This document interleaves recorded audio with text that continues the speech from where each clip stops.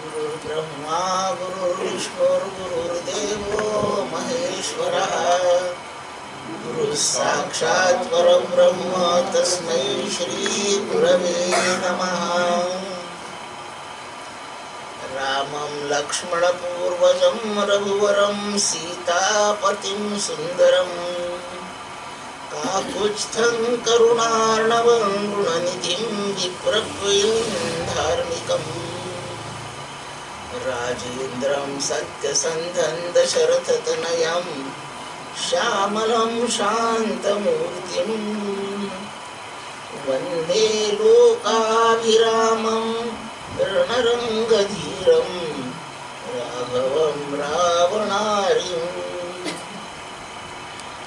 मूकं करोति वाचालं पङ्गुं लङ्घयते गिरिं यत्कृपातमहं वन्दे परमानन्दमाधवम्। पुण्डरीकवरदा हरिविठ्ठल श्री ज्ञानदेव तुकाराम पंढरीनाथ महाराज की जय। माऊली ज्ञानेश्वर महाराज की जय। श्री सद्गुरुनाथ महाराज की जय। जय जय रघुवीर समर्थ।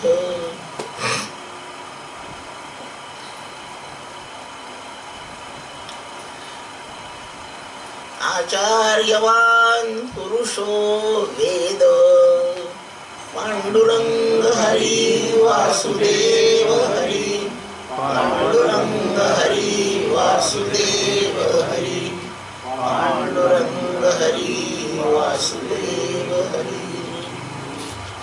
भगवान श्री राम, परम पूज्य डॉक्टर काका, सकल स्थानीय देवता यांच्या श्री चरणांना वंदन। आपणा सर्व भाग्यवंत मुमुक्षु साधक अशा बंधू भगिनींना सप्रेम अभिवादन। आणि आजच्या प्रातःकालीन चिंतनाला प्रारंभ।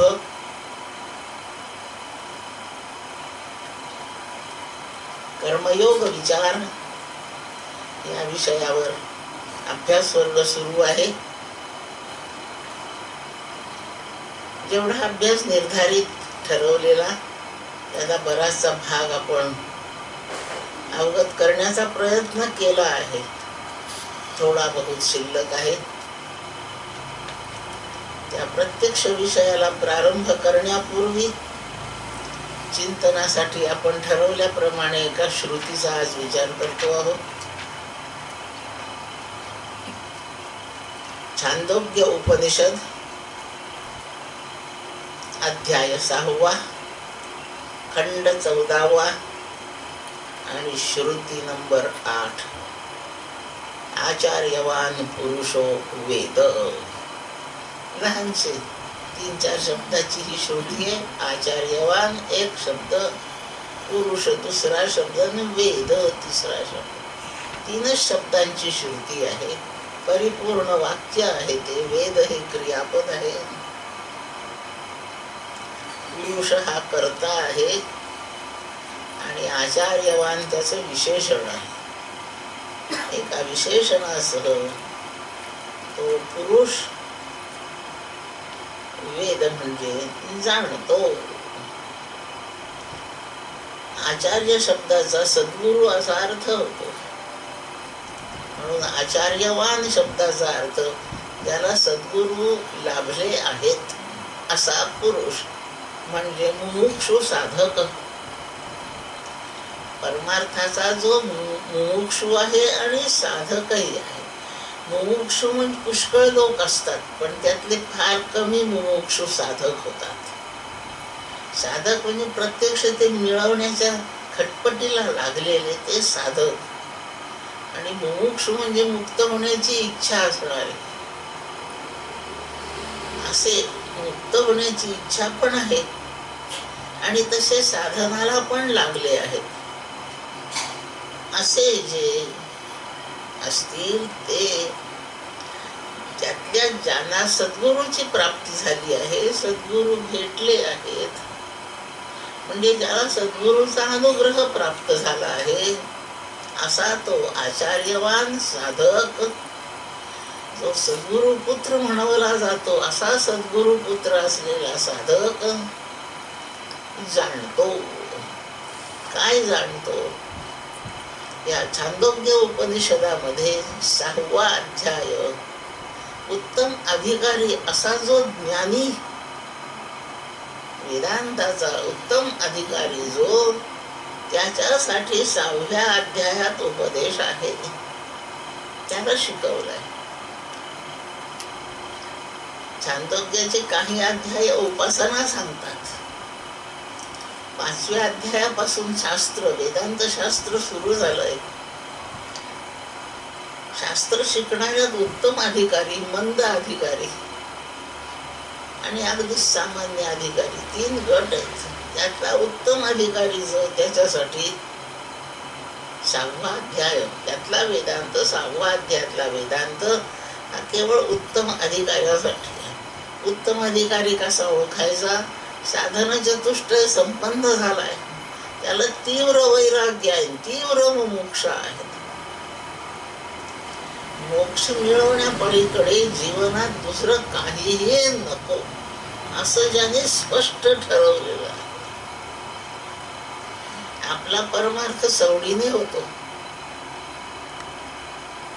आवडीने कमी होतो आणि निकडीने अजिबातच होत नाही. कामाधंद्यातून, पोराबाळाच्या खटपटीतून जर फुरसत मिळाली तर परमार्थ करायचा, सवडीचा परमार्थ. काहींना ते आवडतं, आवडीचे मी करतात, सवडीला थोडस बाजूला करून आवडीमुळे सवड काढून घेतात, करतात. आवडतं बा आपल्याला असं म्हणतात. आणि काहींना त्याची निकडच वाटते, गरजच वाटते, याच्याशिवाय दुसरं काही आता चालतच नाही. या पातळीवर जे आले ते उत्तम अधिकारी आहेत. आता एवढं ऐकल्यावर ज्याने त्यांनी ठरवावं आपला अधिकार काय. साधन चतुष्टय संपन्न झाला आहे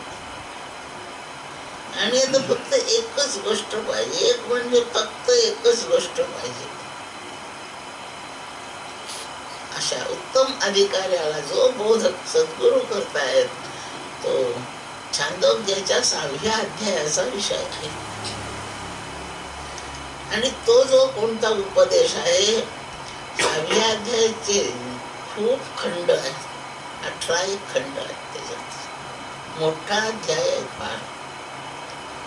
इतका मोठा अध्यायात सद्गुरु इतका उपदेश काय करतात? उपदेश फारच थोडा करतात. इतका कमी उपदेश आहे की इतका लहानसा उपदेश अन्य कुठेही असणार नाही.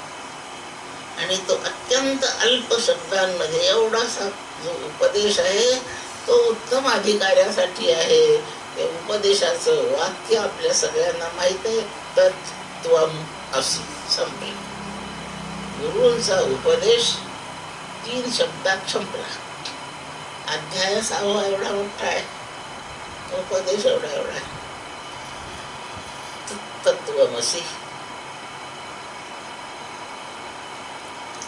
सद्गुरु शिकवतायत, शिष्य उत्तम अधिकारी श्रवणाला बसला आहे, शिष्य भावाने बसला आहे, नम्र आहे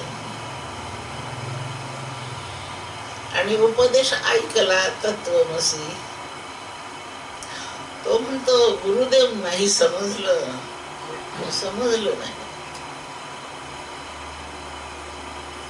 ठीक आहे, तुला पुन्हा सांगतो. असं म्हटल्यावर त्या सद्गुरूंनी असं नुसतं या उपदेशाच्या शब्दात न राहता स्पष्टीकरण देण्यासाठी दृष्टांत सांगितला. त्याच्या अनुभवाशी मेळ बसेल अशा प्रकारचा दृष्टांत सांगितला. आणि पुन्हा तत्त्वमसि. अजून नाही नीट उमजलं, दुसरा दृष्टांत सांगितला. पुन्हा तत्त्वमसि. अजूनही अगदी स्पष्ट नाही झालं, पुन्हा दृष्टांत सांगितला. तत्वमसी. गुरुदेव जरा स्पष्टता कमीच आहे अजून. तिसरा, चौथा, पाचवा, 8 दृष्टांत सांगितले स्पष्टीकरणाकरता. आणि तरी पोरग म्हणतं अजून कळायचंच आहे. आणि एक दृष्टांत सांगितला. 9 दृष्टांतानंतर त्याला तत्वमसी शब्दाचा अर्थ कळला. शब्दांचा अर्थ तर एकाही दृष्टांताशिवाय कळतच होता. शब्द पातळीवर कळणे अवघड नाही. शिकलेला पोरगा आहे, त्याला तत्चा अर्थ कळतो, त्वमचा अर्थ कळतो, असीचा कळतो. मग काय कळत नाही? नुसते शब्द ऐकून शब्दांचा अर्थ समजवून घेऊन अजून अनुभव नाही आला असा त्या वाक्याचा अर्थ आहे. मला समजलं नाही याचा अर्थ अजून नाही अनुभव आला, अजून नाही अनुभव आला, अजून नाही अनुभव आला. एक एक दृष्टांत सांगून त्याच्या अनुभवातला एक एक प्रतिबंध गुरुदेव दूर करतायत. सगळे दृष्टांत झाले. जेव्हा सगळे दृष्टांत आता आटोपली, गरज नाही आता, तेव्हा त्याचे सगळे प्रतिबंध निवारलेले होते. चित्तामध्ये अर्थाची अनुभूती व्हायची असेल तर एकही प्रतिबंध तिथे शिल्लक असता उपयोगी नाही. याप्रमाणे सर्व प्रतिबंध सद्गुरूंनी स्वतःच्या सामर्थ्याने दृष्टांताच्या द्वारे काढून टाकले. आणि तो शिष्य आता समजलं म्हणतोय. त्याच्या ह्या सर्व दृष्टांतांमधला एक दृष्टांत आज सांगायचा आहे. आणि त्याच दृष्टांतामध्ये आचार्यवान पुरुषो वेद ही श्रुती येते. गांधार नावाचा देश आहे. त्या नावाचा देश आज कुठे सांगणं मलाही अवघड आहे, पण उपनिषद काळामध्ये तो असला पाहिजे. गांधार देश आहे. धनाढ्य सावकार तिथे राहतो. मोठं कुटुंब परिवार खटला, अगदी भव्य दिव्य सगळं धनाढ्य. त्याची स्त्री आहे, त्याचे पुत्र आहेत, आई वडील आहेत, बाकी परिवार आहे, असं मोठं कुटुंब. ते एक दिवस चोर आले धन लुटायसाठी. घरातलं धन धुवून काढून गुंडाळलं त्यांनी न्यायसाठी. याच्या अंगावर अलंकार होते ते ओरबडून घेतले. झाली धक्का बुक्की. यांनी प्रतिकार केला, ते झगडले. याला पूर्ण त्यांनी अजिबात नागवलं, काही शिल्लक ठेवलं नाही. 4-6 जण चोर होते. शेवटी याचे हात बांधून टाकले. जाड कापडाच्या पट्टीने त्याचे डोळे बांधले आणि सर्वजण त्याला घेऊन निघून गेले. घरातले सगळे जण ओरडतायत, रडतायत, विनंती करतायत, प्रार्थना करतायत. त्यांनी काय केलं तुमचं? त्याला नका नेऊ. बायको म्हणते लागल्यास धन घेऊन जा, ते नाही मागत, पण माझ्या नवऱ्याला सोडा. कोणी कोणाचं काही ऐकत नाही. रडारड, ओरडा ओरड. त्याला बांधून ते चोर निघून. डोळे बांधले, त्याला नीट चालता येत नाही, समजत नाही. धरून धरून ओढत नेला, अरण्यात नेला, दूर, फार दूर नेला. त्या अरण्यातून आणखी निर्जन प्रदेशात खूप पलीकडे नेला. तसाच हात बांधलेले, डोळे बांधलेला त्याला तिथे सोडून दिलं आणि चोर निघून गेला. हात बांधले म्हणून डोळ्याची पट्टी सोडता येईना. डोळे बांधले म्हणून कुठे दिसत नाही काही. कोणीकडे जाऊ? कोणत्या मार्गाने मी इथे आलो? आता माझं गाव किती दूर आहे? त्या गावाला जायचा रस्ता कोणता आहे? असं त्या आंधळ्याला आता काही समजत नाही. अत्यंत व्यथित झाला. आता शेवटी उपाय काय? तोंड बांधलेलं नव्हतं म्हणून फक्त ओरडायला लागला. अहो कोणी जातंय का इथून? अहो कोणाचं इकडे लक्ष येईल का? अहो मी इथे अशा स्थितीत पडलो आहे. कोणीतरी मला सोडवायला याल का? त्याने ठरवलं आपण असं ओरडत राहू. याही भागातून चुकून मागून एखादा वाटसरू जर जात असेल, त्याला जर कीव आली तर तो येऊन पाहिल की असं कोण ओरडतंय. असा बहुत काळपर्यंत तो फक्त ओरडत राहिला, रडत नव्हता. अहो कोणी चाललंय का इथून असं मोठमोठ्याने म्हणत होता. अहो मला काही दिसत नाहीये, मी कुणीकडे जाऊ, मी कुठे येऊन पडलो आहे, कोणीतरी दयावंत चाललाय का इथून, थोडस मला कोणी सोडविल का, असे वाक्य तो ओरडून बोलतो. त्याच्या भाग्याने एक जण तिथून चालला होता. दयावंत आला. काय रे तुझी अशी स्थिती कोणी केली? चोर आले होते, मला सगळं लुटलं आणि इथे आणून अशा स्थितीत सोडलं आहे. त्या दयावंताने त्याचे हात मोकळे केले, डोळ्याची पट्टी काढून दिली, विचारलं कुठला आहेस तू? गांधार देशातला. आणि मला तिथे जायचंय माझ्या घरी. तर मी आता आलोय कोणत्या रस्त्याने ना आता गांधार देशासाठी कोणत्या रस्त्याने जाऊ समजत नाही, मला गांधार देशाची वाट सांगा. तो दयावंत म्हणतो तसा मी सांगू नाही शकत, पण थोडस मार्गदर्शन असं करतो की इथून तू आता मी सांगतो ह्या वाटेने असा पुढे जा, तिथे एक लहान गाव लागेल, त्या गावातल्या लोकांना विचार की गांधार देश कुठे आहे. तिथल्या लोकांना थोडीशी माहिती असेल. त्या सांगितलेल्या वाट्याने तो त्या गावात आला. होते 10-5 माणसं भेटले त्याला. गांधार देश कुठे आहे, मला गांधार देशाला जायचंय, वाट कोणती? तसा गांधार देश आम्ही नाही पाहिला, नावही नाही आज तुझ्या तोंडून ऐकतोय, पण असं कर, तू असं पूर्वेकडे जा. दिशा दाखवली ही पूर्व आहे, जा इकडच्या बाजूला, तुला एक आणखी गाव लागेल आणि त्या गावात विचार, तिथला कोणीतरी तुला गांधार देशाचा रस्ता सांगेल. तो त्या गावापर्यंत गेला. तिथे विचारलं, असं नक्की नाही सांगता येत, पण हा इथून मोठा रस्ता जो जातोय ह्या रस्त्याने जा, रस्त्यावर तुला पुष्कळ रहदारी सापडेल, कोणीतरी माणूस गांधार देशाचा मार्ग दाखवेल. चालला. एक वाटसरू त्या रस्त्यावर भेटला. गांधार देश कुठे आहे, मला तिथे जायचंय. याच रस्त्याने आणखीन पुष्कळ पुढे जा, एक मोठं शहर लागेल, त्या शहराला सगळ्या परिसराची माहिती आहे, तिथे चौकशी कर. तिथपर्यंत गेला. हे चांगला सभ्य गृहस्थ एक पाहिला, त्याला विचार, गांधार देशाची वाट. असं विचारित या रस्त्याने त्या गावामधून असं करीत करीत तो पुष्कळ चालला.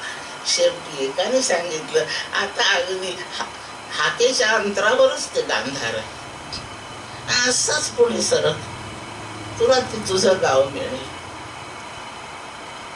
अगदी अगदी हीच वाट गांधार देशातच शिरते आणि आता फार चालायची जरूर नाही, असाच पुढे जा.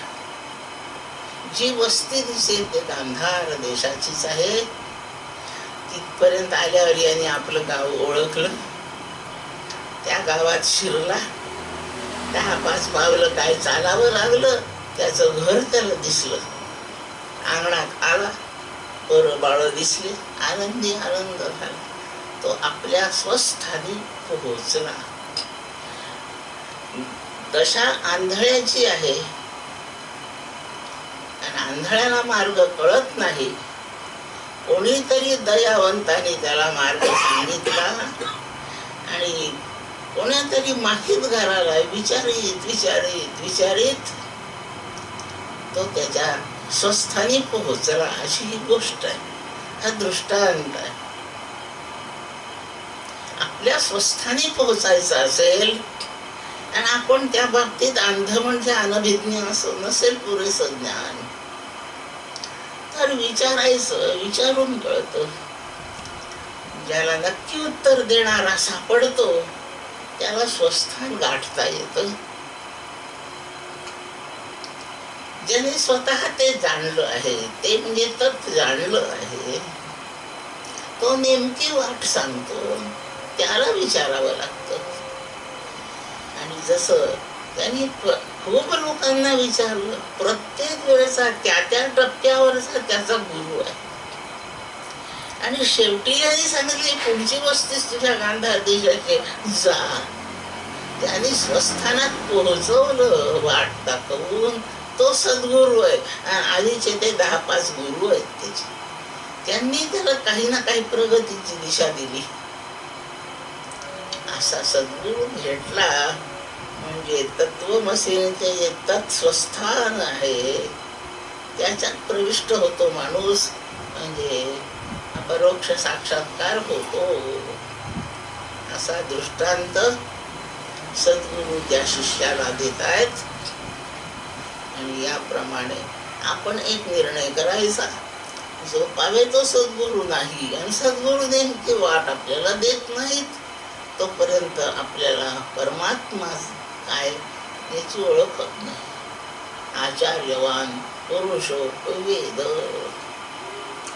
मी खूपही बुद्धिमान असेन, खूप शास्त्र पढलेली असेल, पण माझी त्या विद्वत्तेने मला ब्रह्मानुभव नाही येत. ब्रह्मानुभवासाठी गुरु एव अभिगच्छेत. गुरु नाच शरण जा. तिथे जे एव म्हणजे जो च लावलाय याचा अर्थ हा स्वबुद्धीचा कार्यक्रम नाही. ब्रह्मानुभव घेणे हा कार्यक्रम आपल्या स्वतःच्या बुद्धीचा नाही. त्याच्यासाठी सद्गुरूची बुद्धी. आत्मबुद्धीर हितार्थाय गुरुबुद्धी ही विशेषता. सद्गुरूंची बुद्धी नेमकेपणाने सांगणारी आहे आणि आपली बुद्धी त्या परिसरामध्ये घोटाळत राहणारी. तिथपर्यंत जात आहे तर घोटाळत राहत, समजत नाही. ह्या दाराने आत शिरू की त्या दाराने वळून येऊ की तिकडचं दार वाजव का त्याला विचारू. परिसर गाठते आपली बुद्धी, पण त्या परिसरातच घोटाळत राहते. आयुष्य संपतं पण नेमक्या दारातून आत प्रवेश होत नाही. आचार्यवान पुरुषो वेद. सद्गुरु प्राप्तीची खटपट, सद्गुरूंना शरण जाण्याची तयारी. आणि शरण जाणे म्हणजे समर्पित होण्याचा एकूण विधी पूर्ण झाल्याशिवाय ब्रह्मवस्तूचा साक्षात्कार नाही. छांदोग्य उपनिषद तत्वमसी महावाक्याचा बोध शिष्याला करीत असताना दृष्टांताच्या द्वारे एक अवांतर सिद्धांत आपल्याला सांगतायत. तो म्हणजे आचार्यवान पुरुषो वेद. हाही एक सिद्धांतच आहे. जीव आणि ब्रह्म यांचं ऐक्य सुचवणारं जे विधान वाक्य ते महावाक्य. महत्वाचे सिद्धांत सांगणारे पण ते जीव ब्रह्म ऐक्य उल्लेख नसतो असे महत्वाचे उपदेश देणारी जी सिद्धांत रूप वाक्ये ती वेदामधली अवांतर वाक्ये असतात. सर्वम खलु इदम ब्रह्म असं एक वाक्य 6व्याच अध्यायात आहे. 6व्यातच आहे ना, 3ऱ्यात आहे. 3ऱ्या अध्यायात सिद्धांत रूप वाक्य हे सर्व ब्रह्मरूप आहे. पण याचे जीव ब्रह्म आहे असं वाक्य नाही, अर्थ नाही. म्हणून ते सिद्धांत रूप उत्तम अर्थाचं गरजेचं वाक्य असलं तरी ते महावाक्य नाही. पण अहम ब्रह्म असणे, अहम म्हणजे जीव, ब्रह्म आहे, ऐक्य सांगितलं. अहम ब्रह्मास्मी महावाक्य आहे. सर्वं खलु इदं ब्रह्म. आचार्यवान पुरुषो वेद हे महान उपदेशाचं वाक्य आहे, पण हे जीव ब्रह्म ऐक्य नाही शब्द आले म्हणून ते अवांतर वाक्य आहे. असे वेदामध्ये 4ही वेद मिळून 4च महावाक्य आहेत आणि बाकी सगळे सिद्धांत सांगणारी अवांतर वाक्य वेदात जागोजागी आहे. त्यातलं आचार्यवान पुरुषो वेद हे फार उत्तम बोध करणारं एक अवांतर वाक्य आहे. श्वेतकेतू तो महान भाग्यवान शिष्य आणि उद्दालक ऋषी त्याचे पिताच आहेत. ते त्यातले महान आचार्य आहेत, सद्गुरू आहेत. या जोडीतल्या संवादात तत्वमसी महावाक्याचा एक बोध आहे. हा सार्वभौम बोध आहे. जगात कोणतंही वाङ्मय आणा, कोणतेही विद्वान जमा करा, याच्या इतका उत्तम बोधच नाही, याच्यापेक्षा मौल्यवान आणखीन काही नाही. तत्वमसी लक्षात ठेवूया. सोपं वाक्य आहे. आचार्यवान पुरुष वेद. जीवनात नाही सद्गुरूचा लाभ अजून झाला तर त्याची धडपड आधी करा, मग अभ्यास वर्गाला जाऊ. पण आधी धडपड सद्गुरू मिळवण्याची करू. आम्हाला तर मिळालीच नाही, मिळाली अजून. म्हणजे काय? सद्गुरूंची भेट म्हणजे सद्गुरूने आपल्याला तत्वमसीचाच बोध करणे. देहाचे सद्गुरू खूप झाले, बोधाचे गुरु अजून मिळायचे आहेत आपल्याला. म्हणून ते आपल्याला ज्या क्षणी बोध करतील त्याच क्षणी ते सद्गुरू आहे. असा सद्गुरू प्राप्त करण्यासाठी आपल्याला त्यांच्या प्रसन्नतेसाठी जे झटावं लागेल ते आता करायचं आहे.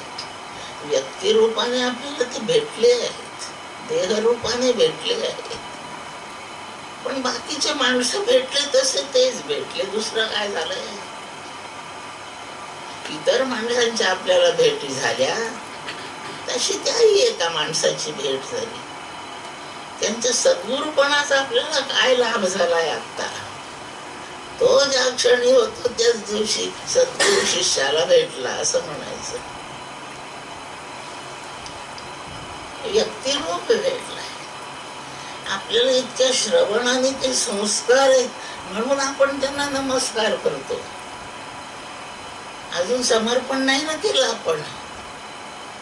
जोवर समर्पण केलं नाही तोपर्यंत ते प्रसन्न नाहीत, तोपर्यंत ते तत्वमसी आपल्याशी म्हणत नाहीत, तोपर्यंत ते आमच्यासाठी सद्गुरू म्हणून वागत नाहीयेत. एक माणूस म्हणूनच वागतायत. हा शास्त्रार्थ नक्की ध्यानात ठेवावा. आणि गुरुम एव अभिगच्छेत, ते माझ्याशी हे वाक्य बोलतील एवढीच मला आधी तयारी करायची. वाक्य ते बोलतील आणि त्यांच्या शब्दाच्या ताकदीने मला त्याचा अनुभव पण येईल. पण त्या प्रसन्नतेसाठी मला जे करायचं ही परमार्थातली अंतरंग साधना आहे. आणि म्हणून त्यासाठी आपल्याला आपल्या अन्य बाबींच्या आवडी बाजूला करायच्या, तेवढीच निकड आहे असं समजायचं. आज उकड खाल्ली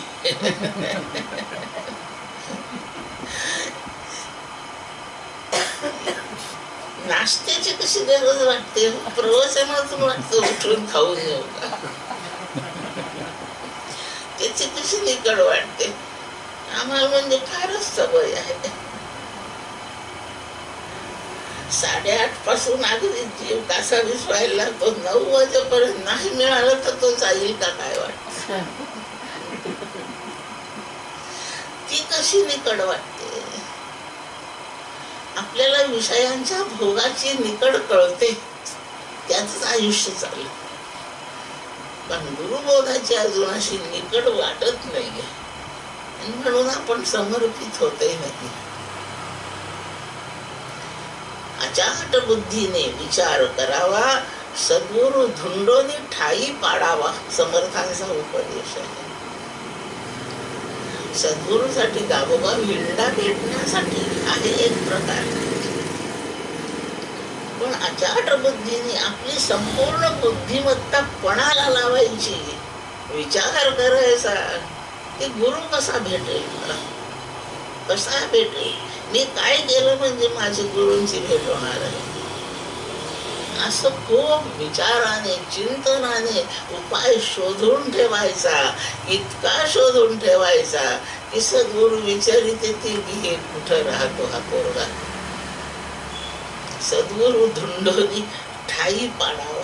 काय समर्थ ताकदीने वाक्य लिहिताय तो सद्गुरु विचारित येईल हा कुठं राहतो. म्हणजे आपल्याला इतकी समर्पणाची बुद्धी तयार करावी लागेल, अशी शरणागती आपली व्हायला पाहिजे. म्हणजे त्यावेळी गुरु येतील मग काय म्हणायचं त्यांना, चहा घेता का, कॉफी घेता? मग त्यांनी म्हणायचं मला चहा चालतो पण साखर कमी टाका. अगदीच कमी का, नकोच टाकू. हा नाही संवाद गुरुशी.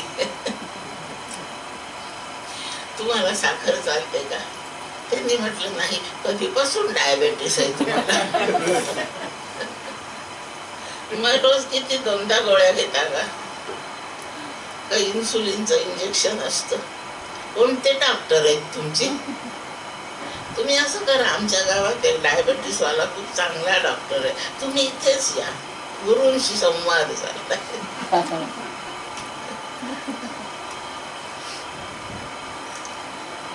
या सर्व बाबी इतक्या छान जुळवून घ्याव्यात की सद्गुरू आले की कुठे न पोरग ते आलं, पोरग समोर नमस्कार केला, बसवलं पुढे आणि त्याच्या मस्तकी हात ठेवला. एकची वचन न बोलत बोलुनी मानस विलयाने गुरु दातारे. ही अनुग्रहण सद्गुरु भेट याची चिकित्सा आहे. आपल्याला या क्षणाचं भाग्य लाभलं पाहिजे. त्यासाठी आधी माणूस रूप देहरूप सद्गुरु जमेल तेवढी सेवा करीत राहावी. हळूहळू आपलं चित्त अनुकूल होईल. सद्गुरूंची प्रसन्नता वाढत वाढत चालेल. एक दिवस ती पूर्ण भरून जेव्हा त्यांची कृपा ओव्हरफ्लो होते तेव्हा त्याच्यात आपण वाहून जाऊ. या प्रकारे आचार्यवान पुरुषो वेदवरून इतकं भाषण केलं. एवढ्या विचारांच्या सह कर्मयोगात प्रवेश करू. पुढचं प्रकरण सुरू करायचं आहे. प्रत्यक्ष कर्मातून कर्मयोगात प्रवेश करण्यासाठी कर्माबद्दलचा एक आणखी मुद्दा आधी ऐकून बाकीच्या झालेल्या अभ्यासाचा थोडासा अधिक महत्वाचा भाग सांगून तो आटपून टाकू. समर्थांचं एक वचन ऐकलेलं सगळ्यांनी, यथा सांगते कर्म काही घडे ना, घडे कर्म ते पुण्य गाठी पडेना. त्यांनी कर्माची मर्यादा सांगितली. कर्म आपल्याला किती काय काय देऊ शकतं, त्या कर्माची ताकद काय मर्यादेपर्यंत आहे एवढं या वाक्यात सांगितलं. यथा सांगते कर्म काही घडेना, हे अबाधित सत्य वाक्य आहे. कोणत्याही कर्मामध्ये काहीतरी न्यूनच राहणार, कोणता तरी दोषच राहणार. म्हणून ते सर्वांगांनी जसं निर्दोष व्हावं तसं कधीच होत नाही. कोणतंही कर्म कितीही जाणीवपूर्वक करा, ते जसं हवं तसं होत नाही. आणि जेवढं काही घडलं त्याचं ते पुण्यफल सुद्धा आपल्या पदरी तेवढंच तेवढे पडेल याचाही पण भरोसा नाही. म्हणून एखाद्या कर्मापासून आपण जेवढ्या पुण्याची अपेक्षा करतो आहे एवढं पुण्य आपल्याला भेटेल हे कधीच शक्य होत नाही. त्याच्यासाठी कर्म 100% निर्दोषच पाहिजे. आणि समर्थांनी सिद्धांत दिला ते घडेना, तसं नाही होत, कधीच होत नाही. का नाही होत? कोणतंही कर्म करण्याकरता शरीर हे एक साधन आहे. कर्माचं पहिलं साधन शरीर आहे. शरीराची इंद्रिये अवयव हे त्याच्यासाठी आवश्यक आहे. करणा पाटाव दोष कर्त्यात असतो. करण म्हणजे इंद्रिये, अपाटव म्हणजे अकुशलता. इंद्रिय अकुशल असतात. जेवढं समजतो आपण तेवढी आपली इंद्रिय कुशल नाहीत. मला माझा फारच भरोसा होता. माझ्या इंद्रियावर अवयवांवर इतका ताबा आहे, नियंत्रण आहे, मी म्हणेन तसे ते बरोबर वागतात. शाळेमध्ये टीचर होते मी. शाळेत शिकवण्याचं काम होतं. गॅदरिंग आलं आणि गॅदरिंग मध्ये ठरवलं आमच्या हेडमास्टरांनी, मॅनेजमेंटनी सांगितलं वैज्ञानिक म्हणजे विज्ञानाचं एक प्रदर्शन करा या गॅदरिंग मध्ये. ठीक आहे, मांडलं छान प्रदर्शन. नुसतं पाहून काय उपयोग आहे, लोकांचं काही रंजनही व्हावं म्हणून मी वैज्ञानिक 4-6 प्रयोग तिथे ठेवले. येणाऱ्या पाहणाऱ्यांनी त्या प्रयोगात सहभागी होऊन स्वतः टेस्ट करावी. त्याच्यामध्ये test steadiness of your hand असा प्रयोग लावला. सोपा प्रयोग पाहिलेला आहे आपण. एक लांब तार घेतली, मीटरवर 2 टोकाशी बांधून ठेवली, चांगली पक्की ताणून ठेवली.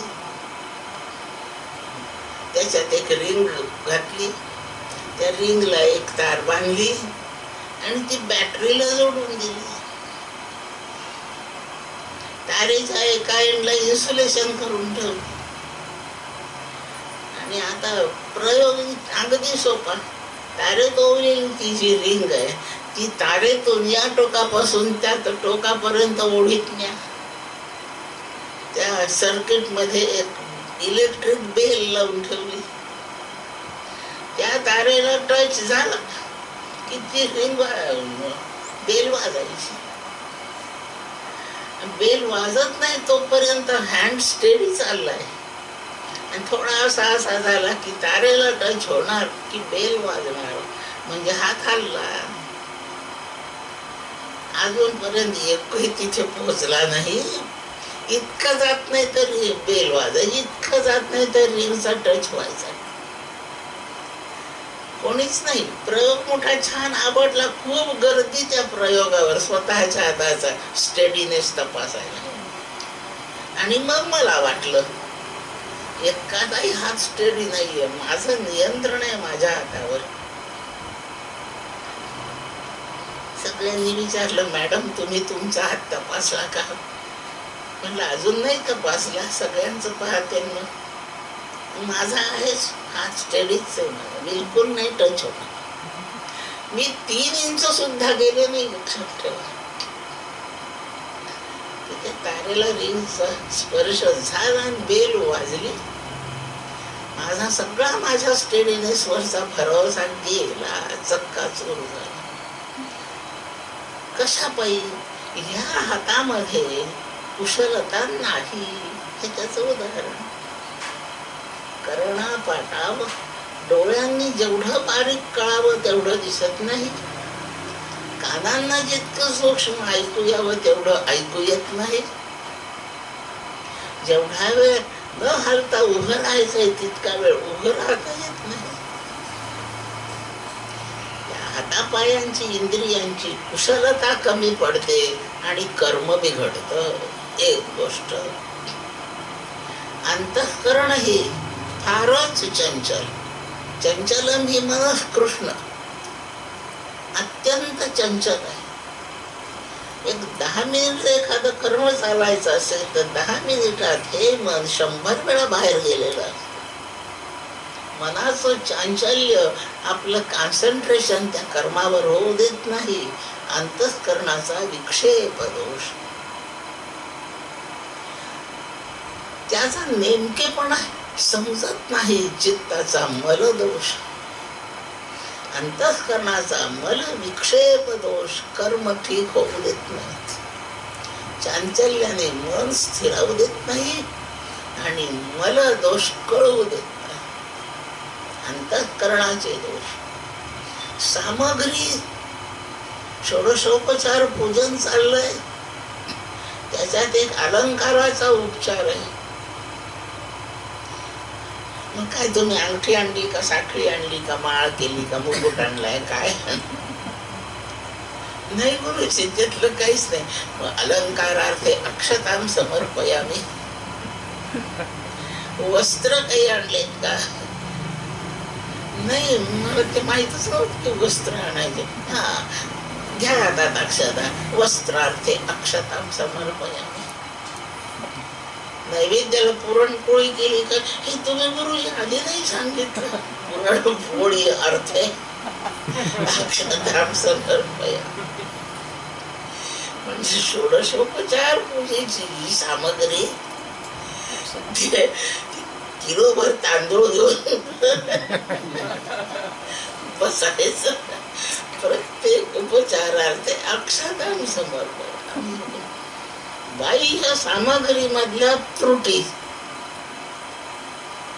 बर नाही, सगळ्या उपचाराचे अलंकार आणले, नैवेद्य सगळे प्रकार आणले, वस्त्र आणले, सगळं सगळं केलं आणि नारायणाची पूजा चालली आहे.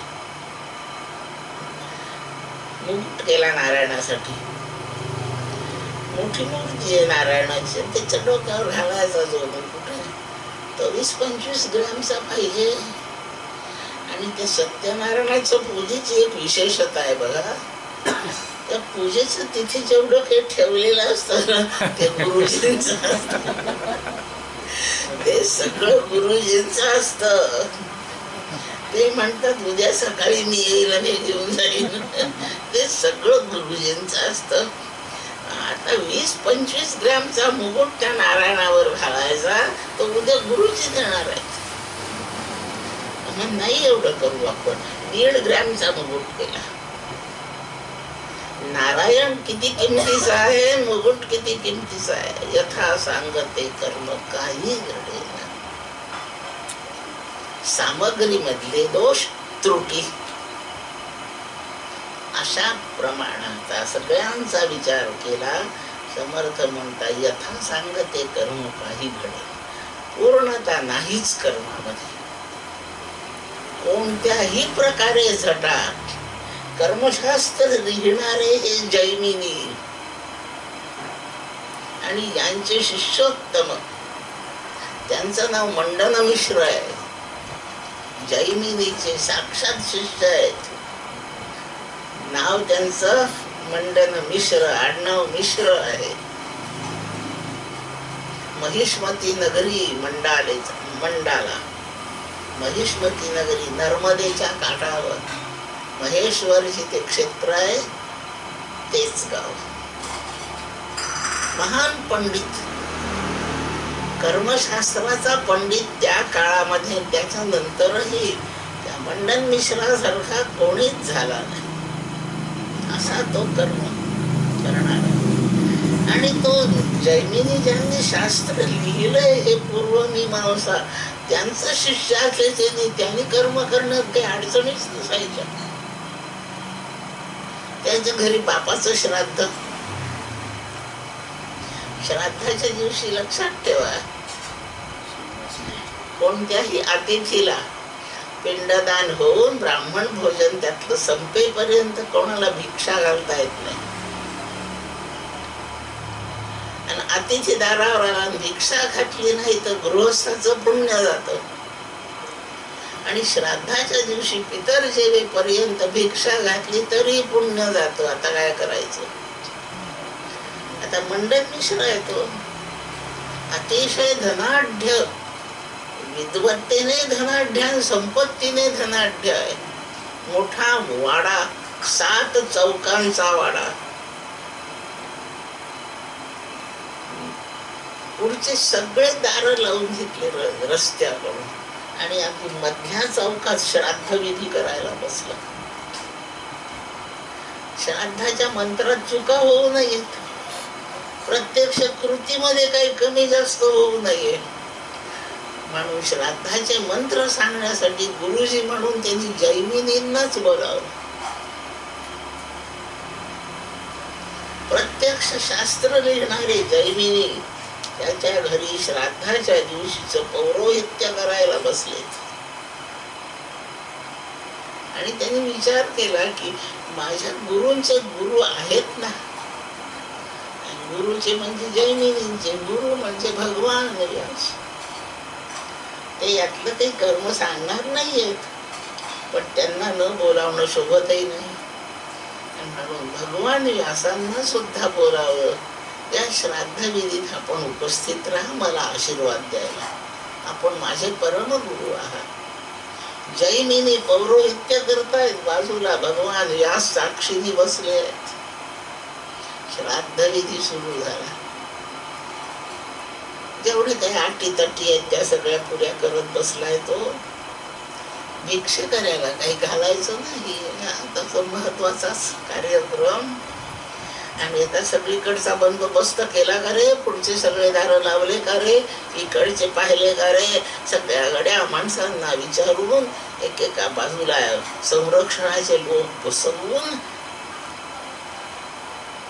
कुमारील भट्टाने शंकराचार्यांना सांगितलं, कर्माविषयी ज्ञानाविषयी जो वाद करायचा आहे तो मी तर आता संपतोय, माझे शेवटचे श्वास सुरू आहेत. माझा शिष्योत्तम महेशमती नगरीला मंडन मिश्र, तुम्ही त्याच्याशी बोला. श्राद्धाचा कार्यक्रम सुरू आहे, 12 वाजले दुपारचे आणि शंकराचार्य आले त्याच्या तिथे. सगळीकडून दारं बंद. सेवकांनी सांगितलं आणखी 2 तास दरवाजे उघडणार नाहीत. अतिथीचा शब्द ऐकू गेला तर त्याला घातलं पाहिजे, पण शब्दच ऐकायला येऊ नये, कोणी आत शिरू नये. दारं उघडायचे नाही 2 वाजेपर्यंत. ठीक आहे. शंकराचार्यांनी एक क्षणभर डोळे मिटले. सकल सिद्धी अवगत होत्या. आणि मा लघिमा महिमा गरिमा तथा प्राप्ती प्राकाम्य ईशित्वम वशित्वम जाष्टसिद्धया, त्या 8 महासिद्धींचा हा स्वामी घेतलं सूक्ष्म रूप. आणि ते दार बंद असोत, त्या आणखी खिडक्या बंद असोत, शंकराचार्य एका बारीकशा फटीतून शिरले. ते त्या चौकातच जाऊन भिक्षा मागायला आले. भिक्षकाराचा आवाज आणि तो दारात उभा नाही, माझ्या समोर उभा. संताप संताप झाला. सेवकांवर ओरडला मंडन मिश्र. सगळीकडे बंदोबस्त, ह्या कुठून बाहेरचा कोणाचा प्रवेश शक्य नाही. हा आला कुठून? म्हणून मंडन मिश्राने, संन्यासाला मुंडी म्हणतात, ज्याने मुंडन केलंय तो मुंडी. तो मुंडी प्रश्न विचारला, हे संन्यासा कुठून आला?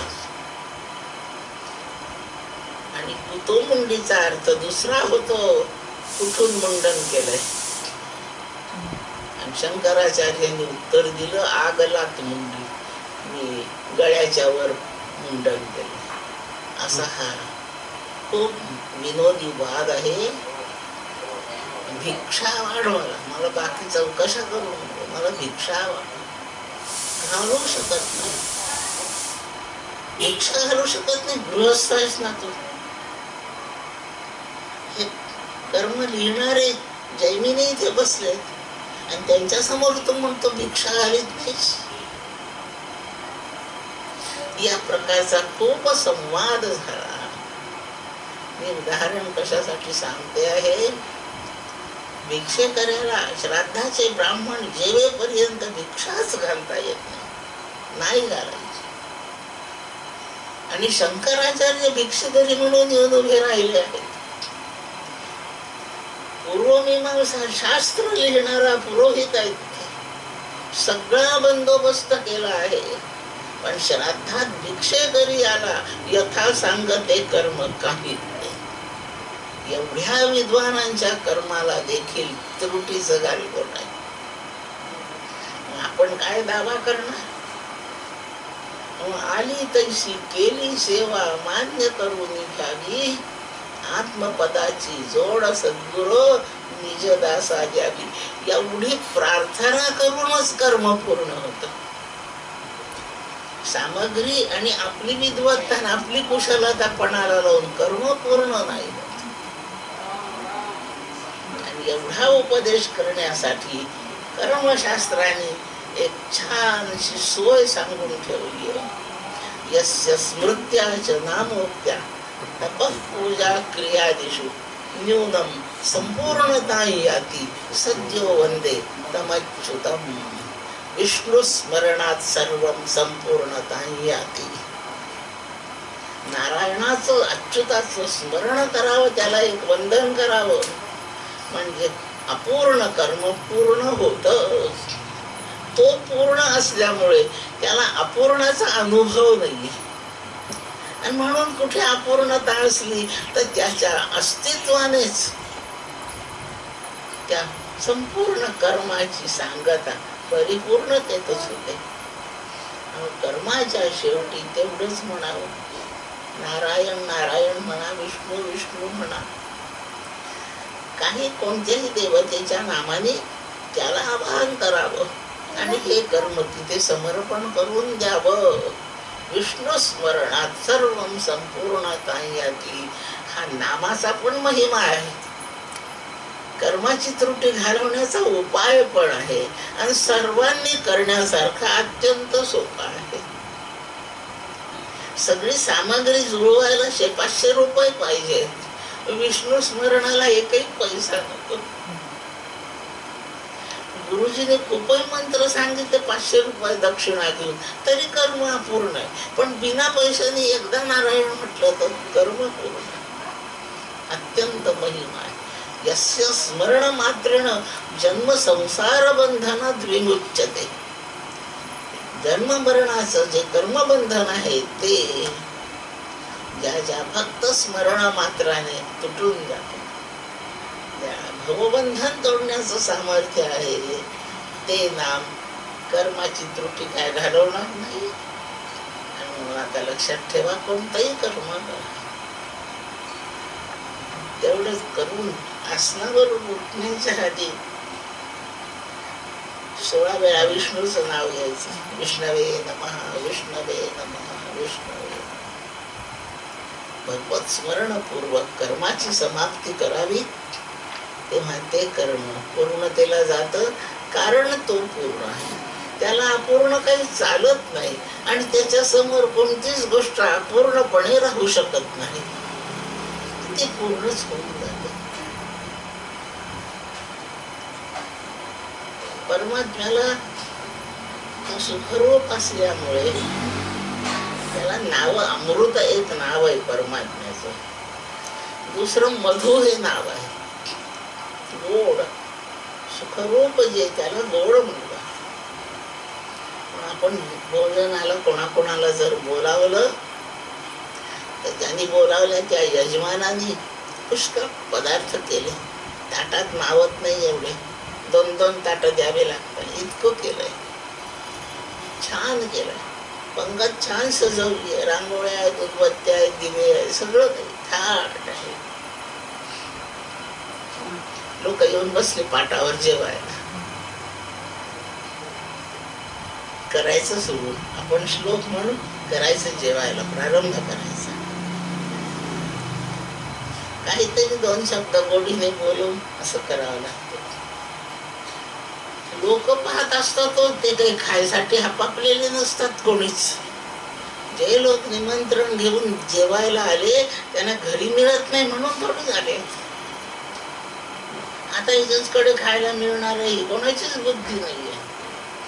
त्यांनी आपल्याला किती सन्मानाने वाढलंय हे पाहत असतात. एक ताट कमी पडलं, तुम्ही थांबा, असा अपमान वाटतो. तुम्ही थांबा म्हणजे सन्मान पाहिजे.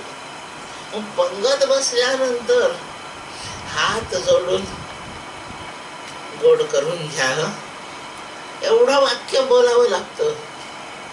म्हणजे पदार्थांमध्ये काय कमी जास्त आहे, मीठ नसलं तरी बरं लागतं.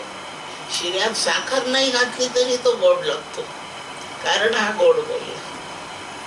असं जर गोड जगात काही असेल तर फक्त ज्याला मधु म्हणतात तो परमात्मा आहे, अमृत रूप. पण कशालाही जर गोड करून घ्यायचं असेल तर फक्त त्याचं नाम एवढं एकच उपायाचं रूप आहे. याप्रमाणे यस्य स्मृत्या, ज्याच्या स्मरणाने, यस्य स्मृत्या, ज्याच्या नामाच्या उच्चाराने, नामोक्त्या. केव्हा केव्हा तप केलं म्हणजे तप, पूजा, क्रियादिषु बाकीची कर्मे, त्यात असणार जे ज्ञान आहे ते संपूर्णता याती, ते परिपूर्णतेला जातं. असा जो कोण त्या अच्युताला वंदन करायचं, त्याचं नाम म्हणायचं, वंदन करायचं. आपण कर्मयोग शिकतो आहे. कर्मयोगाचं अत्यंत सोज्वळ स्वरूप फक्त ह्या श्लोकांनी सांगितलं. कोणत्याही थाटाने कर्म करावं एवढा श्लोक म्हणावा. आपलं सगळं कर्मयोग होऊन जातं. कर्माचे कर्मयोगत्व या प्रकरणात आपण आता प्रवेश करू. आहे थोडा वेळ आपल्याजवळ. आज जरा घाई आहे म्हणतात सगळ्या गोष्टींची.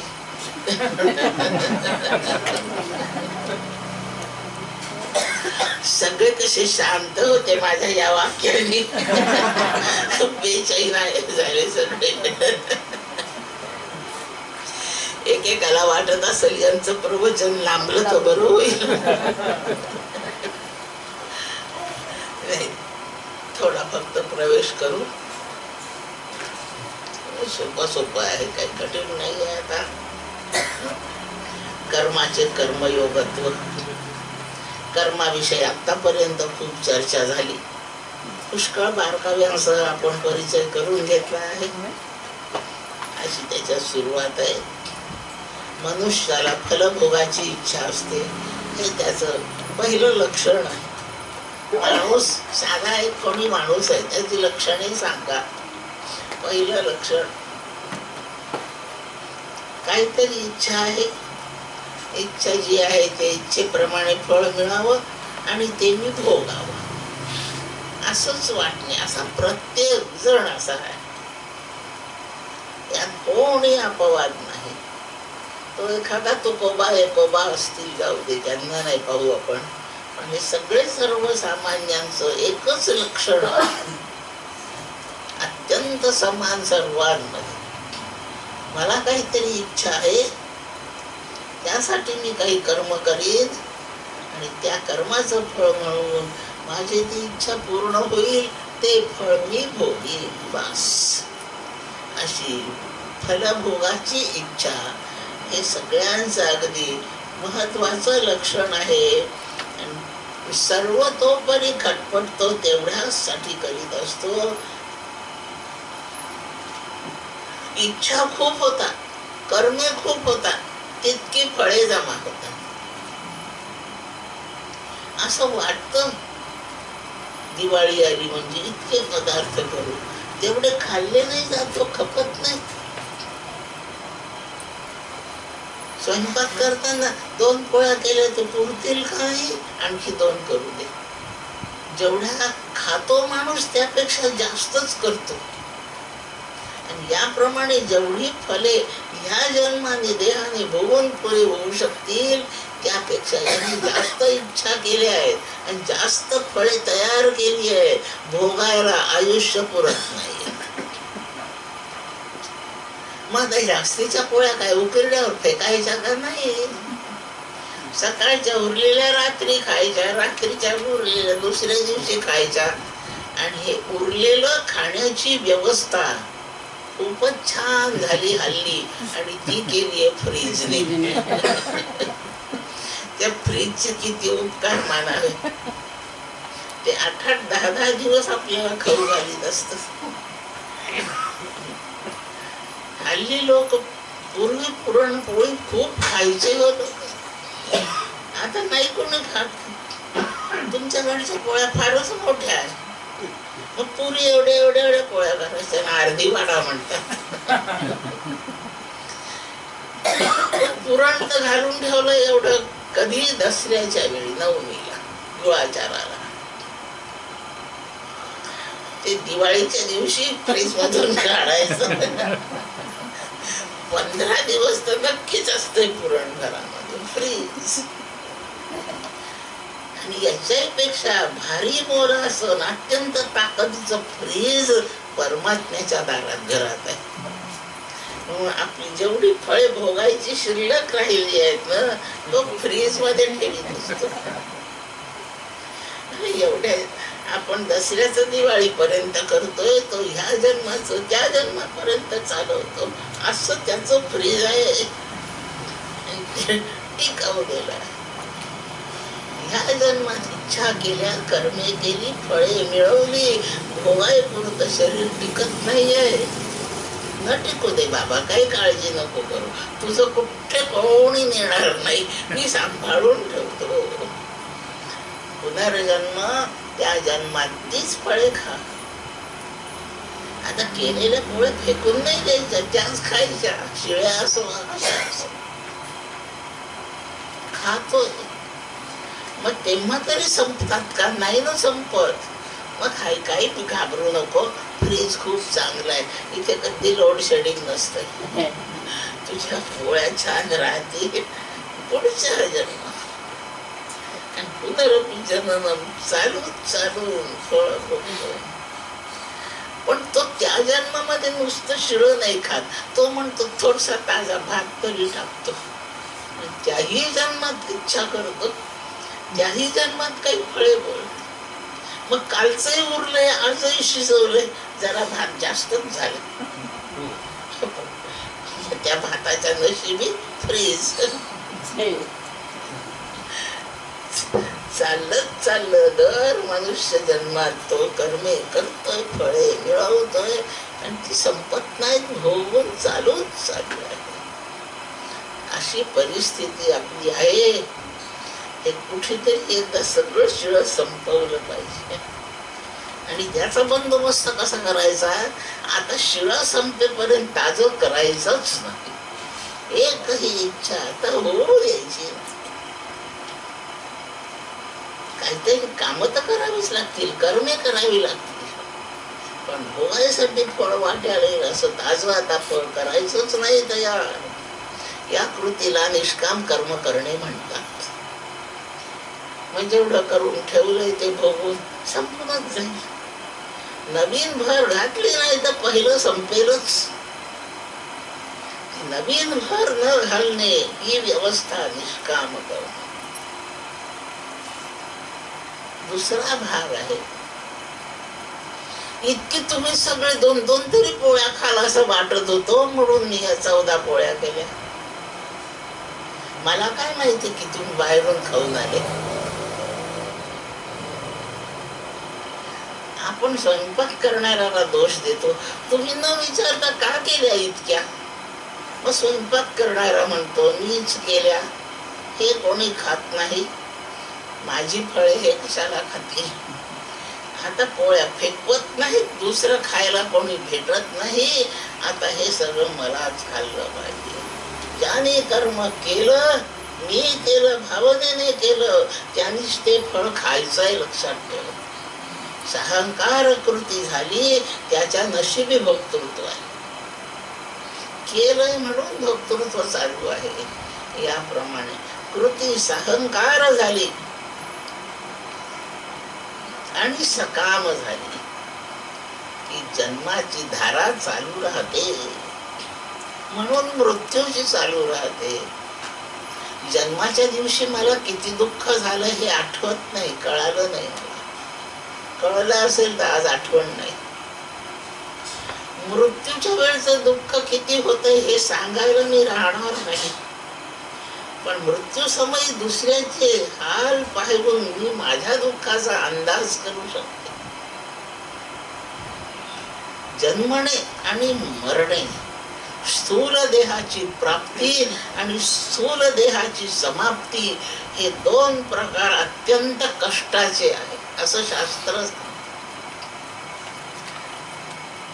आनंद उत्सव करतो मी जन्माला म्हणून, पण तो कष्टच भोगलेला आहे. आणि ज्याचा मृत्यू होतोय त्याचे कष्ट आपण जाणू शकत नाही, पण त्याला अत्यंत कष्ट आहे हा देह सोडण्याची. आणि 2 कष्टाचे टोक आहेत ह्या प्रपंचाचे, संसाराचे. याच्यातून सुटण्याची खटपट. हे 2 दुःखाचे टोक आहे आणि मध्या परिस्थितीत व्यवहार पुन्हा दुःखाचाच. हे एकदा समजावून घ्या. संसारातली दुःख टाळायची असतील तर जन्म मृत्यूची दुःखे टाळायची, आणि ती टाळायची असतील तर किती सोपा उपाय. फलाची इच्छा करू नका आणि मी करतो असं म्हणू नका, एवढंच पथ्य पाहणे. हे 2 गोष्टी टाळून जे केलं जातंय त्याला कर्म म्हणतात, आणि ह्या 2 गोष्टी टाळल्यावर जे केलं जातं त्याला कर्मयोग म्हणतात. कारण कर्म दुःखाशी जुळवतं आपल्याला. आणि कर्मयोग दुःखातून सोडवतं आणि सुखरूप परमात्म्याशी आपलं ऐक्य घडवतं. योग शब्दाचा अर्थ जोडून देणे असा आहे. युज धातू जोडणे, जोडून देण्याचं काम करतो. त्याला त्या साधनाला योग म्हणतात. कर्माला योगत्व म्हणजे कर्माने कोणाचं तरी कोणाशी जोड करून दिली पाहिजे, जोडलं पाहिजे, मिळवून दिलं पाहिजे, ऐक्य करून दिलं पाहिजे.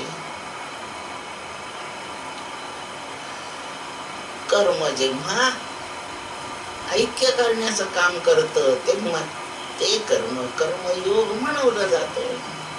कोणाशी जोडी करायची? आपण दुःखच भोगतोय ना, आपली दुःखाशी जोडी बांधून दिली तर काय उपयोग आहे? म्हणून सुखरूप परमात्म्याशी दुःख भोगणाऱ्या जीवाची जोडी करून द्यायची, बांधून द्यायचं तिथे. म्हणजे जीव ब्रह्म यांचं ऐक्य सिद्ध करायचं, त्याचा अनुभव आणून द्यायचा. हे काम जर कर्माने केलं, हे होण्यासाठी कर्माचा जो उपयोग झाला तर ते उपयुक्त कर्मयोग म्हणवलं जातं. असं ऐक्य घडवून देण्याचं काम जर ज्ञानाने केलं तर त्या ज्ञानाचं रूप ज्ञानयोग असं झालं. ध्यान अष्टांग योगाच्या प्रकाराने जर हे ऐक्य घडत असेल तर त्याला ध्यानयोग, राजयोग, अष्टांग योग असे नावं आहेत. हे जर भगवत भक्तीने असं ऐक्य घडत असेल तर त्याला भक्ती योग म्हणतात. जेणेकरून जीव ब्रह्माशी ऐक्य पावतो अशी जोडी जुळवली जाते. त्या साधनाला योग असं नाव. योग शब्दाचा उपाय अर्थ आहे जोडी जुळवून देण्याच्या उपायाला योग म्हणतात. हे काम जर कर्माने केलं तर त्याला कर्मयोग म्हणतात. मग कर्मात आणि कर्मयोगात फरक काय? साध्या खटपटीने हे ऐक्य होत नाही, ते नुसतं कर्म. आणि त्या 2-3 अटींच्या सह कर्म केलं की कृती तीच ती देवाशी ऐक्य घडवते. म्हणून त्यावेळेचं कर्मयोग. खटपटीत कृतीत काहीच फरक नाही. तीच पूजा, तीच फुले, तोच नैवेद्य, त्याच अक्षता, तीच देवाची मूर्ती, तोच देवपाठ. उपस्थित असलेले लोक सगळे तेच. पूजा करणारा तोच, जो मी करतोय तो. यात काही फरक नाही. एवढी चांगली पूजा दुसरं कोणी करीत नाही. मी केवढा थाट केलाय. अशी पूजा केली ना म्हणजे मग देव पैसा देतो. हे नुसतंच कर्म आहे. पूजा कर्म आहे. पण मी पूजा करतो असं नाही. मला कुठे इतकी नाही जमायची. देवा तू कुठे, मी कुठे, कहा राजा भोज, कहा गंगूतेली. नाही, तुझ्या योग्य मी काय करू शकतो? पण काहीच न करणे नाही, तुझ्यापर्यंत येण्यासाठी काहीतरी करणे. बाकीचे लोक तुझ्या भेटीला येतील, पुष्कळ खाऊ घेऊन येतील. सुदामदेव म्हणतो काही नाही, एक मूठभर पोहेच माझ्याकडे. आपली लघुताच, आपलं ते सामर्थ्य नाही आहे त्याला सजवण्याचं. हाही एक अहंकाराचाच प्रकार होतो. तो हा वेगळा आहे, नंतर बोलू कधी. नाही, मी पूजा करतो हे नाहीच. आणि काही फळ नको. तुझ्या पूजेमधून जो आनंद होतो तो न मागता मला मिळेल, संपलं. मला दुसरं काहीच मागायचं नाही. पोराच्या 12वीच्या परीक्षेत त्याला पास होणं मागत नाही. तो आजारी पडला, त्याचा रोग बरा व्हावा असं मागत नाही. पगार वाढ व्हावी असं काही म्हणत नाही. काही मागतच. खूप अवघड आहे बघ आहे 2 गोष्टी. म्हणून कर्म सोपं आहे, कर्मयोगच अवघड आहे. एवढ्या 2 गोष्टीचा बंदोबस्त करून कर्माला कर्मयोगत्व आणून द्यायचं, असा या संपूर्ण प्रकरणाचा आशय आहे. त्याचा थोडासा तपशील एका तक्त्यामध्ये आपण सहजपणे पाहू शकतो. लिहिलाय तिथे तो तक्ता. कर्म केल्याशिवाय राहू शकत नाही. गरज आहे. काय काय गरज आहे? प्रारब्ध भोगण्यासाठी कर्म करावी लागतात.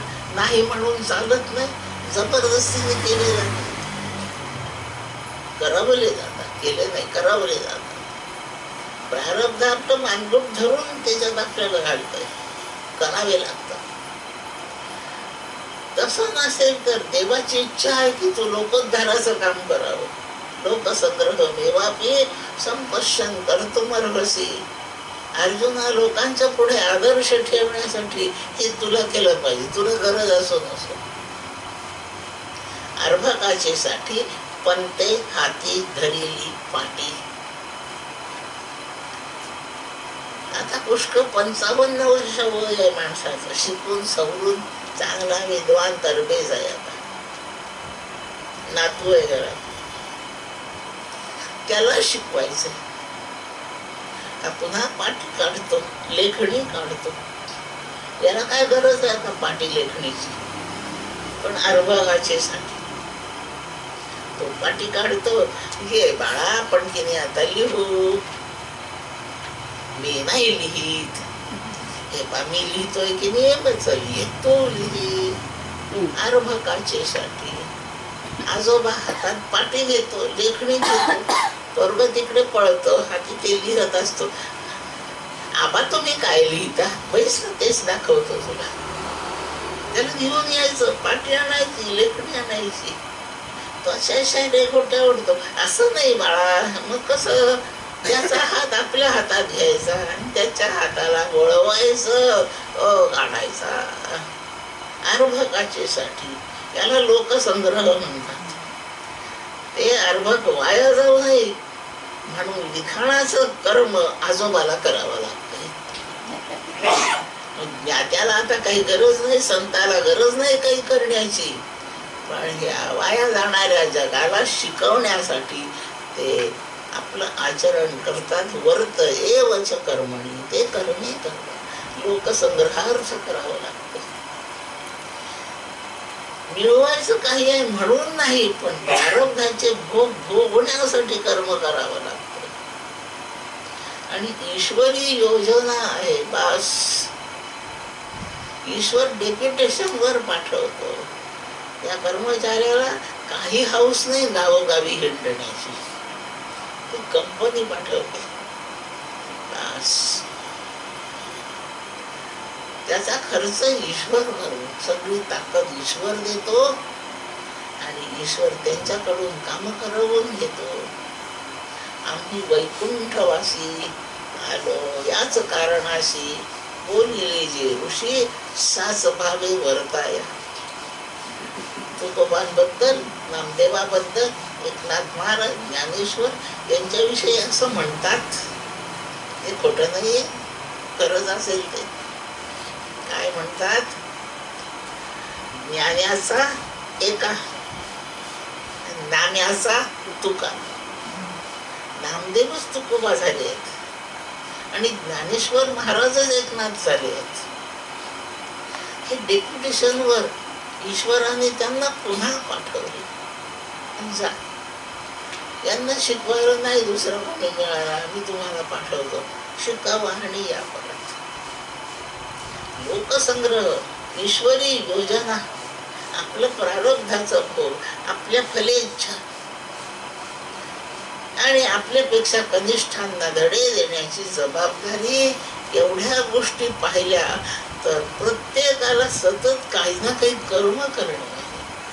आणि असं कर्मातच आयुष्य गेलं तर जे डेप्युटेशन वर आले ते नाही फसत, पण प्रारब्धाचे भोग भरणे, फलेच्छेची इच्छा करणारे फसतच जातात. न फसण्याचा उपाय कर्मयोग कर. म्हणजे काय? कर्मच तेच कर. दोन गोष्टी त्यातल्या काढून घे म्हणजे झालं. पहिली गोष्ट अहंकार काढून घे आणि दुसरी गोष्ट दोघाची इच्छा काढून घे आणि तेच कर. काही फरक नाही. तीच भाजी, तसाच स्वयंपाक, सगळं ते. त्यातलं फक्त तिखट काढून घे की झाली भाजी, चालते ती. तिखट काढून घे की भाजी चालते. एखाद्याच्या वेळेला मीठ काढून घे की भाजी चालते. एखाद्या वेळेला भाजीतलं गुळ काढून घे की भाजी चालते. भाजी तीच असते.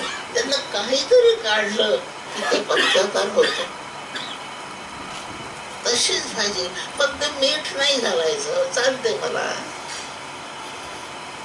मीठ न घालता ती माझ्यासाठी पथ्यकर आहे. गुळ न घातला तर ती तुमच्यासाठी पथ्यकर आहे. तिखट न घातलं तर यांच्यासाठी पथ्यकर आहे. मसाला न घातला तर त्यांना पथ्यकर आहे. एकच बाधत असते, सगळं नसतंय बाधत. पालक नाही कोणाला बाधत, त्यातले मीठ बाधत. पालक नाही बाधत, त्यातली साखर बाधते. मग जेवढा बाधणारा घटक आहे एवढा काढून टाका. कर्म नाही बंधन करत. कर्मामध्ये घातलेली ती एक जी चव आहे ना, ती बाधत. अहंकाराची चव आली की बिघड. म्हणून कर्मयोगाने जे बाधक आहे तेवढं काढून टाकण्याचं सांगितलं आहे. मोठा सोपा आहे प्रकरण. आपण एवढा फक्त तक्त्याकडे एकदा निरीक्षण करू. वाचलं तरी ते सहज ध्यानात येणार आहे. वेळ आपली संपली आहे म्हणून थोडस वाचन पुढच्या पिरियड मध्ये. दुसरा मास्तरही तसंच शिकवेल आपल्याला. कर्म आणि कर्मयोगाचा नेमका फरक मी सांगितलं. सगळं कर्म कुठेच वाईट नाहीये. काही बाधणारा घटक, मसाला बाधतो, तिखट बाधतं, मीठ बाधतं, साखर बाधते, तेवढीच नाही घालायची, बाकी सगळं चालतच. आणि चालवून घ्यावं लागतंय. सगळ्यांना तेच खावं लागतंय. सगळ्यांनाच पालकाची भाजी खायची. जेवढा घटक चालत नाही तेवढाच काढायचा. सगळ्यांना कर्म करणे भाग आहे. आणि तसं नुसतंच कर्म ठेवलं तर बंधन करतं. त्याने बंधन न करावं म्हणून त्यातून बाधणारे 2 विषारी पदार्थ काढून टाकायचे. सगळा सापच चांगला आहे. दिसतोय खूप सुंदर, चालतोय मोठा, चालही देखणी आहे सापाची. दुरून मोठा छान दिसतो. विंचू नारायण आहे, सर्प नारायण आहे, पण वंदावे दुरून शिवो नये. तुकोबा सांगता. लांबून मोठा सुंदरच आहे. काय चपळाई आहे, कसा देखणा चालणे चालतोय तो. रंग सुंदर आहे, पण हातात घेण्यासारखा नाहीये. पण घ्यायचाच आहे मला. मग घे, काय करायचं. त्याचा तो विषाचा दात आहे ना, तेवढा काढून टाकायचा आणि गळ्यात घालून फिरायचं. लोक म्हणते काय ताई आहे, गळ्यात साप घालून चालले. यांना कसा चावत नाही तो. अरे कसा चावेल तो. विषाचा दंत काढून कुशाल गळ्यात घालून हिंडा. आपल्या शेजारी अंथरुणावर पोटाशी घेऊन झोपा. काय भीती आहे. तेच कर्म आलंय करायला वाटायला गोष्ट कर्मातच राहणार. म्हणजे 2 विषयाचे दात काढून टाक. अहंता आहे तिचं नाव, लोभेच्छेने ममता तयार आहे तिचं नाव. 2 विषयाचे दात काढले आणि संसार सर्प गळ्यात घालून मस्त फिरा. तो एक दागिनाच होऊन पडेल. वाचू आपण ते नंतरच्या प्रवचनामध्ये. कर्मयोगाचं एवढं रहस्य या प्रकरणात शिकतोय आपण. तेवढं सांगून मी थांबते आहे. कुंडलिक वरदा हरी विठ्ठल, ज्ञानदेव तुकाराम विठ्ठल विठ्ठल विठ्ठल विठ्ठल विठ्ठल. जय जय रघुवीर समर्थ.